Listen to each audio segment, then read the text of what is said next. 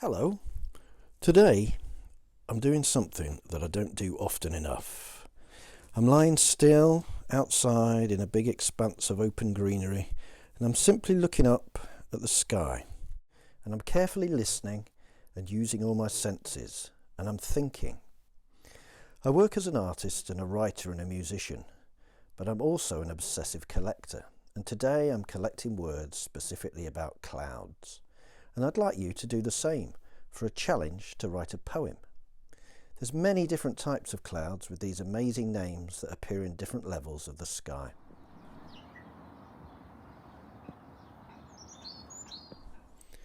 Now I'm collecting all these words to write a piece of poetry, and often the poems I write turn into a song if I pick up my guitar or play the piano. And I've made a list of all the words and then I've cut them up so they're all individually and I can lay them out on this sheet of card. I can choose the ones that I like best, and this is a really easy way of making a poem called a list poem. So I've put some together, and if I like the rhythm and I like the connection with those words, then I'll keep them, and if not, I can change them around and turn them into another list poem. So why not use this simple technique to create your first piece of poetry? On this one I've added some words, so some connective words, and usually I like to use the fewer words possible but the most powerful words to create a poem. But in this instance I've added some connectives and I think it makes the whole poem flow much better. So I'm going to stick this down and I'm going to keep it.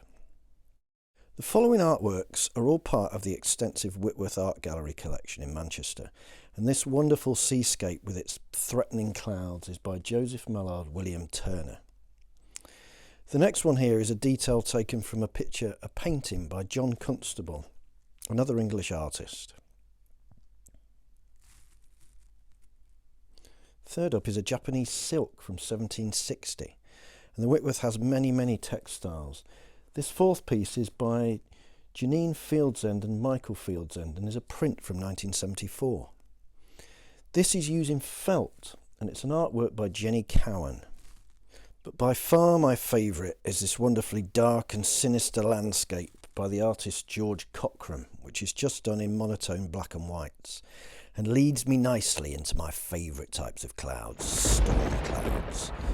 So in this challenge, if you're inspired by the light, soft clouds of spring and summer, or the dark, thunderous rain clouds, or even a cloud created by another artist, try and use that as your inspiration and write at least one, but hopefully more pieces of poetry.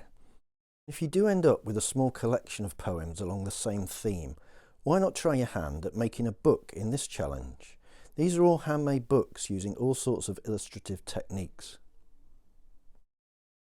So a simple group of collected words on a sheet of paper can often turn into something more exciting and creative.